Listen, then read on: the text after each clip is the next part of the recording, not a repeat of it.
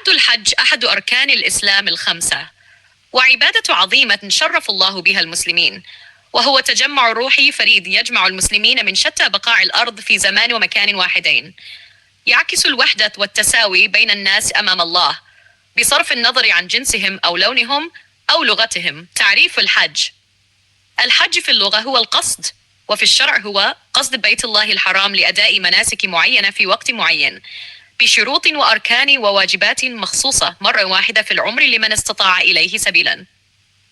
مشروعية الحج وحكمه: الحج فريضة على كل مسلم بالغ عاقل حر مستطيع، وقد دل على ذلك قوله تعالى: ولله على الناس حج البيت من استطاع إليه سبيلا ومن كفر فإن الله غني عن العالمين. كما ثبتت فرضيته في السنة النبوية، إذ قال النبي صلى الله عليه وسلم: بني الإسلام على 5، وحج البيت من استطاع إليه سبيلا.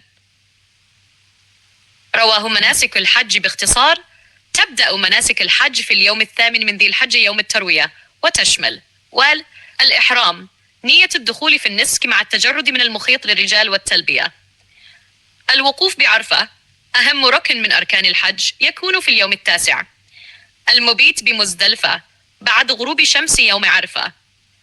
رمي الجمرات بدءا من جمرة العقبة الكبرى.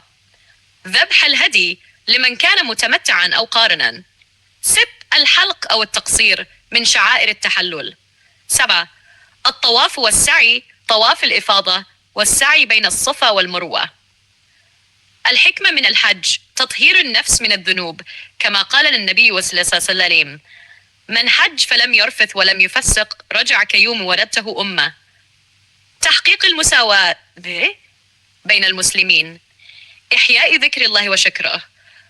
تعظيم شعائر الإسلام وتقوية الرابط بين المسلمين. خاتمة: الحج رحلة إيمانية عظيمة وموقف فريد تتجلى فيه أسمى معاني العبودية والخضوع لله، فهو فرصة عظيمة للتوبة والتجديد الروحي والعودة إلى الله بقلب سليم، وعلى كل مسلم مستطيع أن يبادر بأداء هذه الفريضة المباركة. شكرا لله على نعمته.